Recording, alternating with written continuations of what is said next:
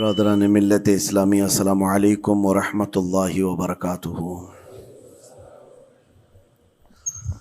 الحمد للہ وکفا وسلام علی حبیبہ المصطفیٰ، اما بعد فاعوذ باللہ من الشیطان الرجیم، بسم اللہ الرحمن الرحیم۔ فبما رحمۃ من اللہ لنت لهم ولو كنت فظا غلیظ القلب لانفضوا من حولک، صدق اللہ مولانا العظیم۔ بارگاہ رسالت معاب صلی اللہ تعالی علیہ وسلم میں درود پاک کا ہدیہ پیش کریں۔ اللہم صلی علی سیدنا و مولانا محمد معدن الجود والکرم وآلہ واصحابہ الکرام وابنہ الکریم وبارک وسلم صلاة دائمة سرمدا ابدا۔ عزیزان گرامی وقار، انسان کو اللہ تبارک و تعالیٰ نے جو خصوصیات عطا کی ہیں، اس میں خاص طور پر زبان اور بیان کی خصوصیت بہت اہم ہے۔ شیخ سعدی رحمۃ اللہ تعالی علیہ فرماتے ہیں، تا مرد سخن نہ گفتہ باشد، عیب و ہنرش نہ ہفتہ باشد۔ جب تک آدمی بات نہیں کرتا، اس کی اچھائی بھی چھپی رہتی ہے، برائی بھی چھپی رہتی ہے۔ انسان اپنے کلام سے، اپنی بات سے سمجھ میں آ جاتا ہے کہ کس کیٹیگری کا ہے، کس لیول کا ہے۔ اس کی گفتگو کے آداب اس کی حقیقت بتاتے ہیں، بلکہ یہاں تک کہ اس کے نسب کا بھی پتہ لگا لیا جاتا ہے اور اس کی تربیت کا بھی اندازہ ہو جاتا ہے۔ حضرت لقمان حکیم سے پوچھا گیا، نیکی کس کا نام ہے؟ تو آپ نے فرمایا، دو چیزیں اور بہت چھوٹی ہیں۔ نیکی دو چیزیں ہیں جو بہت چھوٹی ہیں۔ کہا کیا ہے؟ کہا کہ ملاقات میں لوگ اپنے بھائیوں سے مسکرانا اور نرم گفتگو کرنا۔ ساری نیکیوں کی جڑ ہے یہ، نرم گفتگو کرنا اور لوگوں سے خندہ پیشانی کے ساتھ مسکرا کر ملاقات کرنا۔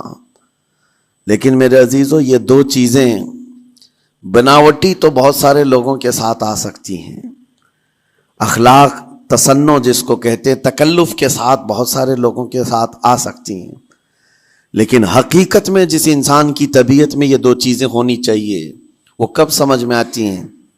اس وقت جو مولا علی کرم اللہ وجہہ الکریم نے فرمایا، کسی انسان کو اس کی حقیقت دیکھنا ہو تو غصے کے عالم میں اسے دیکھو۔ وہ اپنے آپے سے باہر ہوتا ہے یا اپنے مزاج کے خلاف کس طرح بات کو سن کر کے تحمل رکھتا ہے۔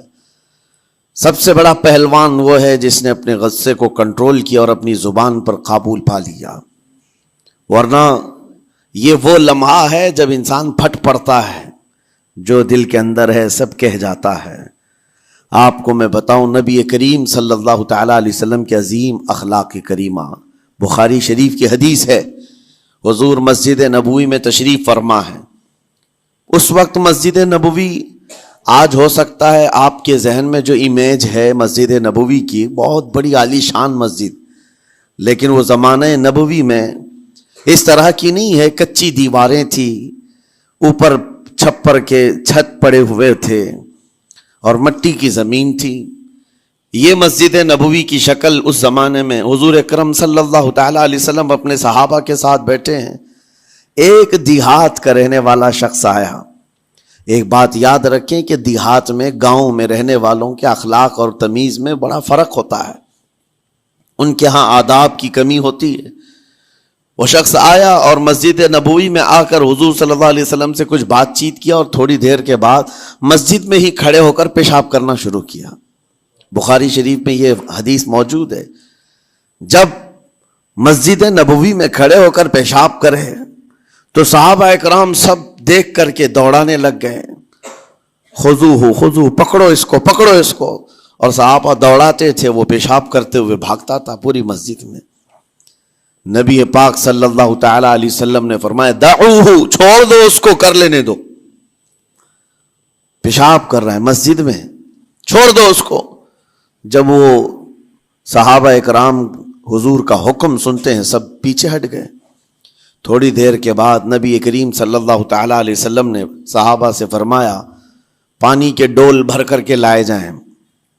صحابہ سے ہی منگوایا، پانی کے ڈول بھر کر کے لائے گا اور مسجد نبوی کے میدان میں فرش پر بہایا گیا اور صاف کیا گیا۔ اب وہ شخص نہایت ہی ڈرا سہما کھڑا تھا، میرے ساتھ کیا ہوگا پتہ نہیں، میں نے پیشاب کیا، اب مجھے یہ لوگ قتل کر ڈالیں۔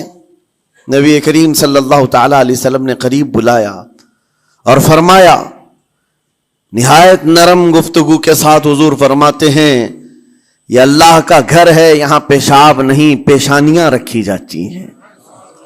بس یہ جملہ ہے، بخاری شریف میں موجود ہے، یہاں عبادت کی جاتی ہے۔ اتنا کہہ کر رخصت ہو گئے، رخصت کر دیا۔ وہ دیہات سے آیا ہوا جو نوجوان تھا یا شخص تھا، باہر نکلتے ہی وہ کلمہ طیبہ پڑھ کر حضور کی غلامی میں شامل ہوا۔ میں نے وہ بلند عالی اخلاق نہیں دیکھے۔ نبی کریم صلی اللہ علیہ وسلم کے بارے میں قرآن کہتا ہے، فَبِمَا رَحْمَةٍ مِّنَ اللَّهِ لِنْتَ لَهُمْ، اللہ کی رحمت سے آپ لوگوں کے لیے نرم ہیں، اس لیے لوگ آپ کے ارد گرد لگے ہوئے رہتے ہیں۔ وَلَوْ كُنْتَ فَظًّا غَلِيظَ الْقَلْبِ لَانفَضُّوا مِنْ حَوْلِكَ، اے رسول اگر آپ سخت دل ہو جائیں تو پھر یہ سب چھٹ جائیں گے، آپ سے دور ہو جائیں گے۔ اس رسول کے لیے جب کہا گیا ہے کہ اگر آپ سخت ہو جائیں تو لوگ چھوڑ کر کے دور ہو جائیں گے، تو ہمارے اور آپ کے لیے کس قدر لہجے کی پابندی ضروری ہے۔ ہاں عزیزان گرام وقار، اپنی گفتگو، اپنے کلام، اپنی بات چیت سے آپ اپنے سلیقے بتاتے ہیں۔ گالی گلوچ کرتے ہوئے جن کی صبح شامیں ہوتی ہیں، ان کو دیکھ کر کے ہی پہچان میں آ جاتا ہے کس گھر سے یہ تعلق رکھتا ہے، کہاں ان کی تربیت ہوئی ہے، کس طرح ان کے آداب سکھائے گئے۔ اسی لیے میرے عزیزوں، بچوں کو آوارہ بھی نہ چھوڑ دینا کہ وہ اپنی زبان گلی کوچوں سے سیکھ کر کے جائیں۔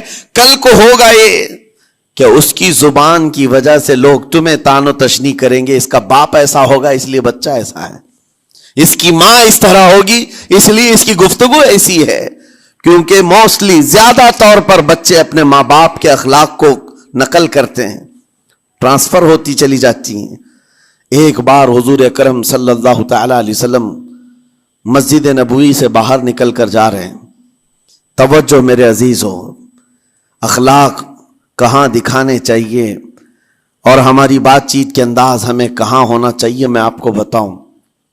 حضور تشریف لے کر جا رہے ہیں، صحابہ اکرام کھڑے تھے حضور کے اطراف۔ مدینہ طیبہ کی ایک بوڑھی خاتون جس کا ذہنی توازن کھویا ہوا ہے، یعنی وہ دماغی طور پر ڈسیبل ہے، اور وہ آئی جا رہی تھی۔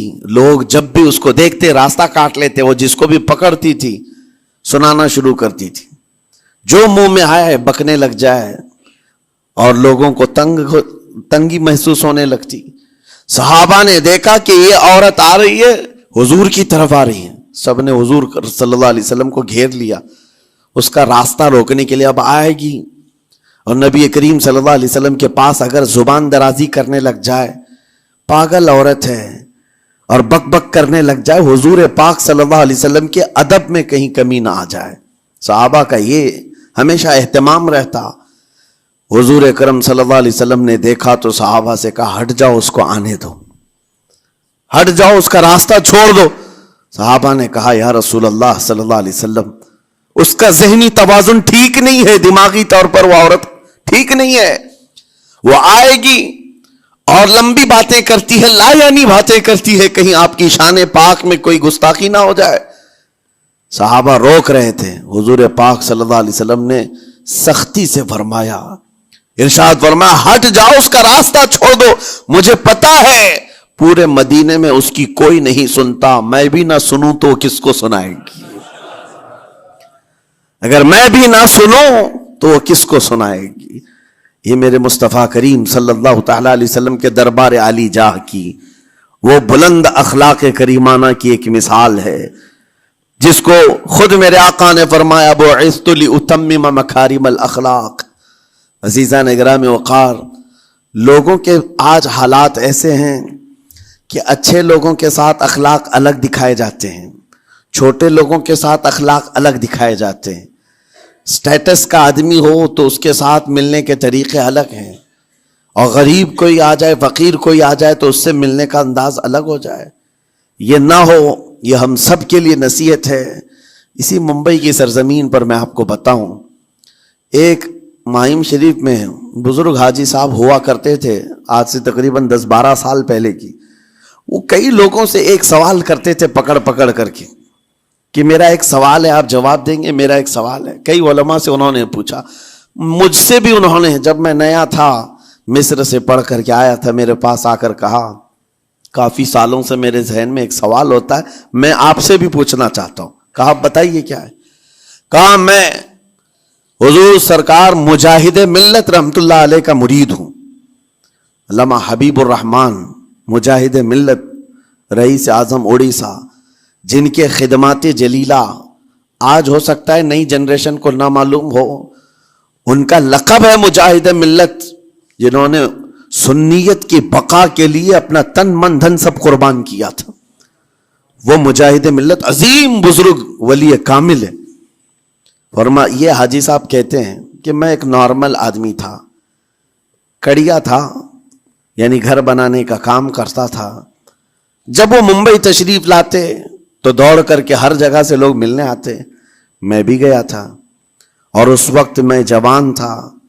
حضور مجاہد ملت رحمت اللہ علیہ کی بات وہ بتا رہے ہیں کہ لوگ لائن لگا کر کے مصافحہ کر رہے تھے، مل رہے تھے. جب مل رہے تھے تو پھر میرا نمبر آیا، میں ملنے کے لیے گیا. بزرگوں کے سب ہاتھ چومتے ہیں، یہ ہمارے سنیوں کے طور طریقے ہیں.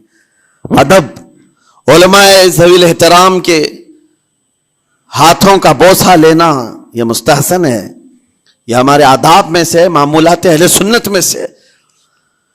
تو جب سب لوگ ان کے دست بوسی کر رہے تھے، ہاتھ چوم رہے تھے، میں بھی قریب گیا، اور جب میرا نمبر آیا میں ہاتھ چومنے کے لیے گیا تو انہوں نے میرا ہاتھ لے کر خود ہی چوم لیا. وہ بزرگ عالی جاہ ولی کامل جن کو دنیا مجاہد ملت کہتی ہے، میرا ہاتھ انہوں نے چوم لیا، اور میرے اندر ایسی پشیمانی تھی